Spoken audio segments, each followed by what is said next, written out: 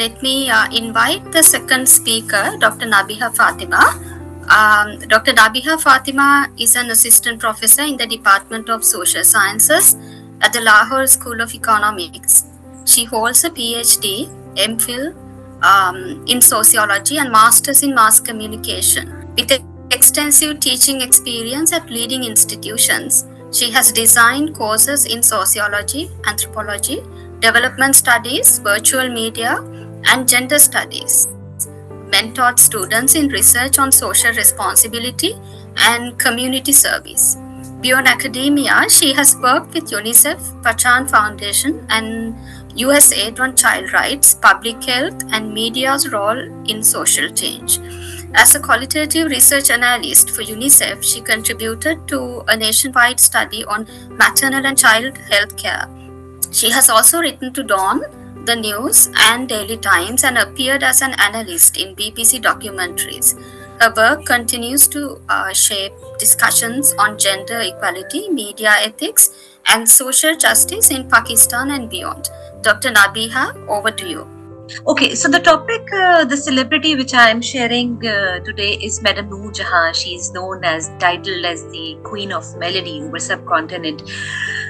So I am going to start with a brief short introduction about her life history that, from the date of birth and the year of birth, it is not accurately documented as I had seen in the from the academic references. So from 1920, she's born in a pre-partition India. 1920, and she started her career as a child in the street theatre, and initially she started with the theatrical company, which is Dr. Beena. Can you please check for the slide? And she started her career as with the theatre and those activities as a singer. Now the very interesting part is that at that time when she started her career as a child as a singer, she was a 6-year-old. And as a 6-year-old singer, she started singing several songs for those street theaters and those small dramatic theatrical activities. And one of her songs, which she sang at the age of 8, which is very famously known across the both sides of the border, that gained immense popularity. Now, when we are coming ahead with that kind of freedom, which started at such a young age, so Noor Jahan continued singing, and somewhere there she started Dewan Ki Theatre, and from the Dewan Ki Theatre, so when she shifted towards the Dewan Ki Theatre, and from there onwards, so Noor Jahan, the baby Noor Jahan, she was titled the baby Noor Jahan. There are certain pictures which I have shared in this, and yes. So the baby Noor Jahan, her name was originally Allah Vasai, and the name Noor Jahan was adopted for a theatrical and the stage performances. And at that young age, she was titled as a bloating paper because she would memorize everything which was being told to her. So she didn't need to read, or she wasn't taking a lot of time in learning all those things. That was a time when, until today, in India or Pakistan, it's a very highly patriarchal society. So you can well imagine, at that time, we are talking about pre-partition India, the British India, and the patriarchal structure, and especially when it comes to the entertainment industry and all that. She was coming from a very humble background, and this photo is circa 1935. And one of her, few of her songs became massively popular, and she was at a very young age. So in the entertainment industry, being a child actually wasn't seen as a very successful career. So she was, from a very young age, she was made to dress up and to look like, a fully grown up woman, and to start singing those songs and to start acting for those small little roles. And that was a time when she started learning. Her organic journey began. The reason that I'm starting from this early time period, that very short after that, I think when she was in the teens, and she was able to get the role in Khandan, which was a series, which was a cinematic movie, and the movie was although became a super hit, but somehow the movie was also known to be controversial. For example, it was being criticized for that they openly showed the romance. So that was a time when singing and talking about love or showing the romance, it really had to come under a lot of layers. So I think for me, the reason I picked up Madame Noor Jahan, because I found her that from a very young age, unknowingly and unconsciously, she has been calling out all those gender stereotypes. She, as a woman, as a girl, as a little child, she has been climbing up, and she has been part of the entertainment industry as a singer, as an artist, and how she unlayered all those gender stereotypes. So when she started this the movie and the first song, and it became famous, and then the Khandan, she acted, and she was a playback singer as well. So she was one of those very few people who were acting in both the genres of acting and were a playback singer as well. And if you see the next slide, this is the clip from the movie Khandan where she is with the Indian actor Pran. Now, this makes her a very unique 20th century artist from India or Pakistan. Why? Because she has also worked before the partition with all those leading actors and actresses, and then after shifting to Pakistan, after the partition, she has also worked. So that made her appeal to be very universal. That makes her, her appeal to be across the border. And that we see that, which I found to be very close to the spirit of SAG, which talks about that how in many ways, through our human values, through our cultural values, we are very much united into that sense. Noor Jahan, somewhere, in that sense, she is closer to that. A lot of things across the border, the cultural ambassador. 1947, eventually she shifted to Pakistan. And in 1951, she starred before the partition in a movie Jugnu with an India very well-known actor, Dilip Kumar. And although this movie was again highly criticized for the fact that it showed a college romance, and it was criticized that it is shown that the girls and the boys, they just go to the college. One of the reviewers wrote it to seek only for the hunt of the sex and the love.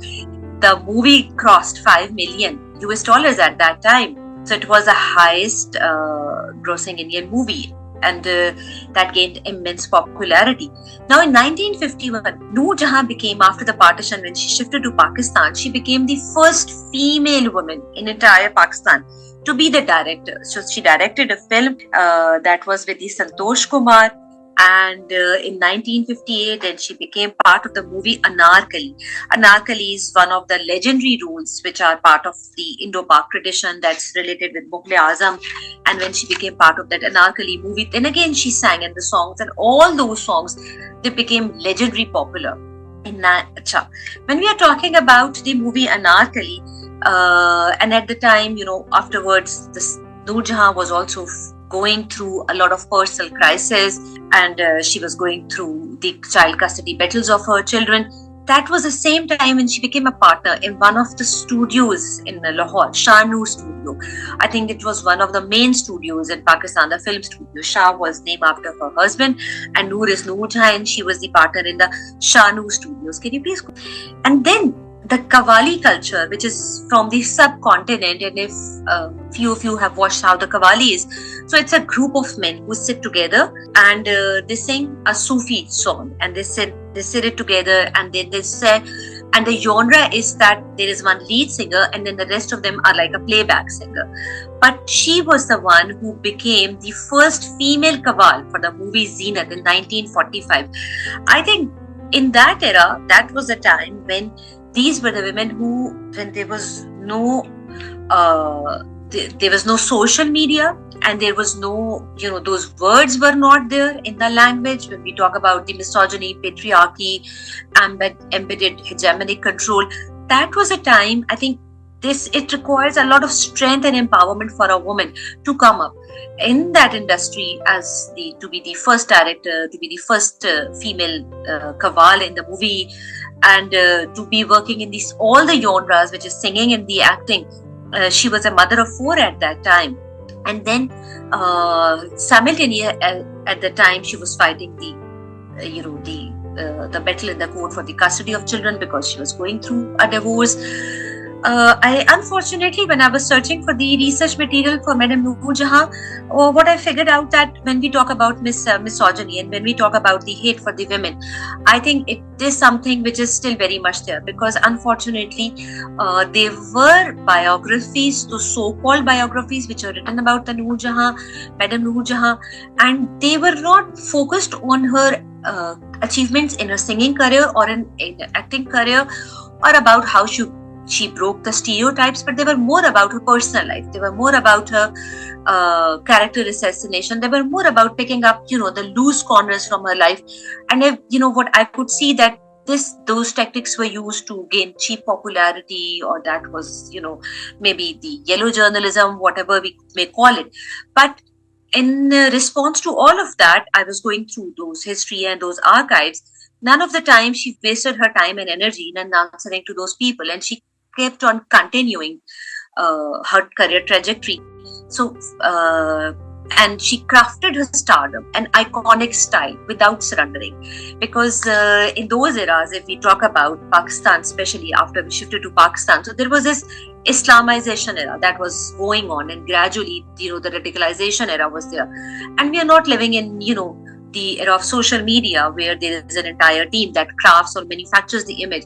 She herself organically and and wholesome, she crafted her own stardom, her own glamour. When we move to the next slide, if you look at her, so nowhere there the genre of art, acting and singing, and then she received multiple awards from Pakistan. She's at the time she was a singer who sang more than 10,000 songs from Pakistan and received, I think, the maximum number of award 15 Nigar Award, the Presidential Award, another award, and then the Millennium Singer Award, the Fakhr-e-Pakistan Award by the Pakistan Armed Forces. This is her credit as a singer, as an artist. What makes her special? Why we are celebrating her today in the saga? Because in 1980s, when Pakistan was ruled by a military dictator, General Zia, and he was known for his very radicalized policy, and Pakistan and India, they were going through a lot of state conflict between the two countries. That was a time when Madame Noor Jahan, on her personal, not as a guest by Pakistan, she visited India in 1982. And she met Indira Gandhi, and she also sang a song for her son Rajiv Gandhi at the time. And that was a time when she met Dilip Kumar. There was an interview with the both of them. They have it together, and they discussed how they have spent the times together, how she used to cook food on the sets, and with all those in the actor, how she met her old neighbors in where she used to live in India, in Mumbai, how she visited all those places. Her colleagues, her old neighbors, those neighbors' child who are now grown-up kids. This is something which makes an artist very unique, because art is one genre which is beyond border. Art is one genre which is beyond the state conflict. So that was a time when she bypassed that military, hegemonic, radicalized rule, and she made a statement by visiting India and meeting all those artists that public have different sentiments the state might and the governments might have their conflict, but the people and the human psychology, they connect through love, through art, through the genre of culture. Noor Jahan, Madame Noor Jahan, Malika Taranum, as she is titled, the Queen of Melody, and Lata ji, they were very good and close friends and used to respect her a lot. So there was this I think it's a very symbolic, iconic moment where they both met at a no man's land between India and Pakistan. Again, I find it to be very symbolic that how art does not belong to any land, and how the people across the border, they are there, and they tend to unite at a no man's land. This is something beyond the era of time and the control and the stereotypes or the barriers. If you look at the other one, how they have those friendly ties with each other. Now, I'm talking about a time period where there was this huge state conflict, and those Indira and Gandhi and General Zia era is known to be, that was a very strenuous time between India and Pakistan. And look at this, where we see how she is sitting and they're all talking. Now, it is not only confined, her life history is not only confined only to be a cultural ambassador, an artist who is celebrated across the border. there is this music of resistance which Madam Noor Jahan introduced in Pakistan. What's the music of resistance? So coming back to that time period, Indira, 1980s, two poets very well known, Ahmad Faraz and Habib Jaleb and Faiz Ahmad Faiz. They were put behind the bar. Their poetry was banned. Why? Because they were the one who were talking about, who were writing in their poetry and in their poems indirectly against those radicalized, those hardcore policies of the sitting government General Zia. And they were calling out those hardcore military policies and those hardcore radicalized policies on the banning the freedom of speech, on the equal rights, on the freedom of movement of the people, the socialist values. Noor Jahan resisted through her music, and she sang all those songs exactly in that time period when these poets were banned, Habib Jaleb, Faiz Ahmad Faiz, and she actually made those ghazals and those poetry eternally popular and immensely popular. So this was a unique contribution as an artist in the music of resistance. As we can see, so that there is this title with Madam Noor Jahan. This is a very well-known, very famous ghazal by Faiz Ahmad Faiz, which he sang, and he's saying that there is this darkness of hegemony which has surrounded, and now I no more have the time for the worldly love, but I need to see how to counter this hegemonic, this misogynistic, and this radical control in my country. And she, at that time, she sang that. So not only that, she was through a music of resistance, art diplomacy, cultural diplomacy, or across the border. Because when we talk about art and culture, we cannot come above the time period.